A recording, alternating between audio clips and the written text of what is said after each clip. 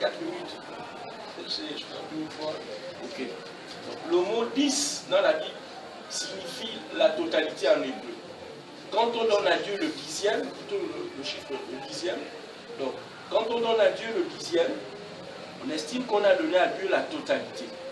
Et quand nous regardons le Nouveau Testament, nous regardons effectivement comment l'évangile va prendre de l'essor dans le Nouveau Testament. La Bible nous dit que tous vont apporter l'argent, vont vendre leurs propriétés, vont vendre leurs biens, vont vendre leurs possessions, et vont prendre cet argent pour le déposer au pied des apôtres. Et parmi eux, il y avait un lévite nommé Barabbas ou Barnabas. Ce lévite, c'est dans son subconscient, dans son fort intérieur. Il sait que le sacerdoce a changé de tribu. On ne verse plus la dîme aux lévites. Donc il le sait très bien. Il ne va pas demander aux apôtres de tout ce qu'ils ont récolté. Lui aussi, il ne va pas déroger à la règle, il va aller déposer l'argent aux pieds des apôtres. Donc, tous savent que le sacerdoce n'est plus porté par les lévites.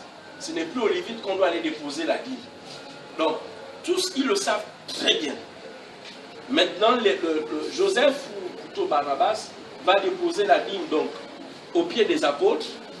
Et quand il va le faire, la Bible nous raconte plus tard l'histoire de l'Ananias et Saphira. Je tente d'illustrer cette partie de la Bible pour pouvoir expliquer la partie du dixième. Que quand on donne à Dieu le dixième, en hébreu on estime qu'on a tout donné à Dieu. Dans l'Ancien Testament, on ne donnait que 10% de nos revenus à Dieu. Mais dans le marché, elle va prendre de l'ampleur. Elle va rentrer sous une nouvelle forme. Les gens ne vont plus se contenter de donner le dixième au Seigneur. Ils vont donner propriété. Ils vont vendre les biens qu'ils ont. Et ils vont verser le produit des apôtres. Donc, il n'y a pas un texte qui nous dit clairement dans le Nouveau Testament qu'il faut pérenniser la dîme. Mais par contre, je vois dans la pratique des apôtres quelque chose de nouveau. Les gens ne vont plus se contenter de donner le dixième de ce qu'ils possèdent. Ils vont donner la totalité de ce qu'ils possèdent à Dieu. Et Dieu va permettre qu'il y ait des conséquences bénéfiques. La Bible nous dit qu'il ne manquait de rien aux hommes ou aux apôtres ou aux croyants. Ceux qui avaient des besoins étaient contentés, avaient le minimum dont ils avaient besoin pour pouvoir vivre. Donc déjà par là, est-ce que la pratique de la dîme doit toujours se pérenniser aujourd'hui?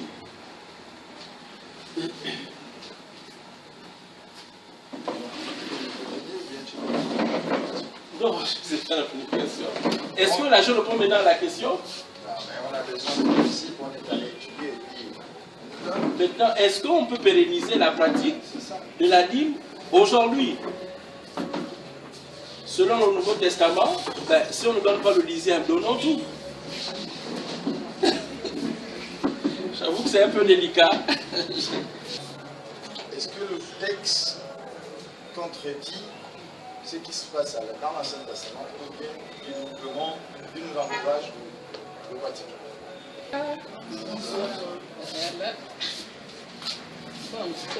Donc, le texte de base était Hébreu 7, de 1 à 7. Je suis allée, j'étais très collée au texte. Donc, nous voyons du verset 1 au verset 3. C'est d'abord la présentation du sacrificateur Melchisédek. Et le nom Melchisédek, d'après la Bible, veut dire le roi de justice. Et ensuite, la Bible nous dit également qu'il était le roi de Salem, donc le roi de la paix. Il est sans père, sans mère, aucune affiliation terrestre.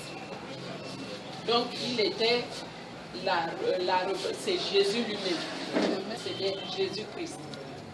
Abraham, notre père, lui a versé la dîme. Et suite à cela, il a béni Abraham. Au verset 4, la Bible nous dit de considérer combien est grand celui à qui notre père Abraham a payé la dîme. Donc, nous qui sommes ce que j'ai noté, c'est que Dieu, en faisant alliance avec Abraham, l'a béni. C'est le détenteur de la bénédiction qui peut la donner à celui qui en a besoin. Donc, Dieu qui était détenteur de la bénédiction a donné à Abraham, par Melchisédek, cette bénédiction-là. C'est le supérieur, du moins le verset 7 le confirme également, c'est le supérieur qui bénit l'inférieur. C'est pourquoi Melchisédek a béni Abraham. Si selon la loi, les Juifs donnaient la dîme aux Lévites, sacrificateurs inférieurs, quand je dis inférieur, c'est par rapport à Melchisédek. Inférieurs, car ils étaient issus d'Aaron. Et en revenant au verset 4, on nous dit de considérer plus grand, Melchisédek, donc Jésus-Christ. Et en toute logique, c'est peut-être moi qui me dis, en toute logique, je dis, je dois également donner la dîme à Melchisédek. Parce que le verset me dit de considérer, c'est quel verset encore? Le verset 4. De considérer combien est grand celui à qui notre père Abraham a payé la dîme.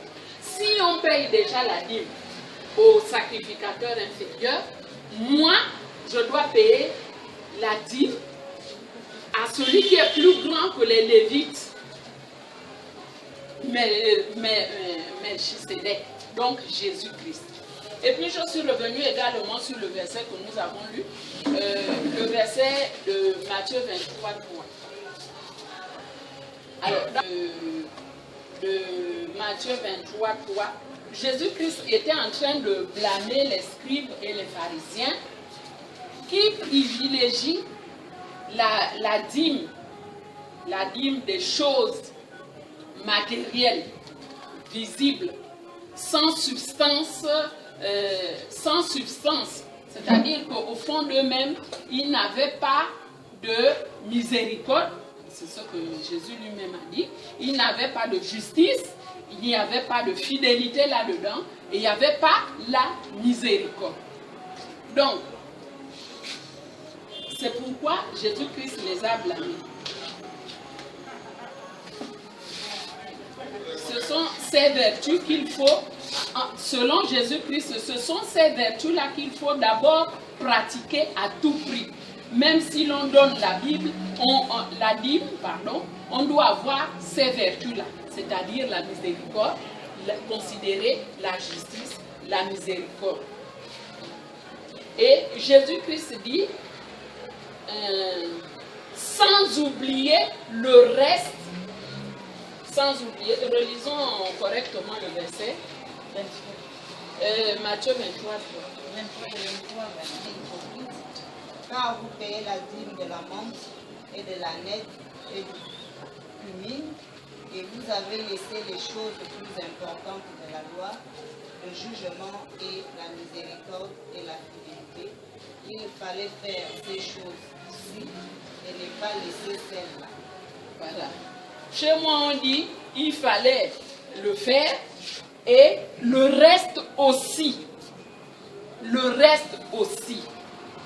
Et dans le reste, comme Jésus-Christ avait précédemment parlé de la dîme, donc dans le reste, il y a dîme là-dedans. Donc, non seulement on paye la dîme, mais nous devons être, en payant la dîme, nous devons également pratiquer la justice, nous devons pratiquer également la miséricorde. C'est ce qui donne plus de poids à notre sacrifice, à notre don. Et nous le faisons à Melchisédek, qui est Jésus-Christ. Et actuellement, nous sommes dans la Bible nous dit que nous sommes un sacerdoce nouveau, nous sommes des nouveaux sacrificateurs. Nous sommes les sacrificateurs de la nouvelle alliance. Donc, quand on donne la dîme, on donne aux serviteurs de Dieu qui sont les sacrificateurs de la nouvelle alliance. Ok, merci.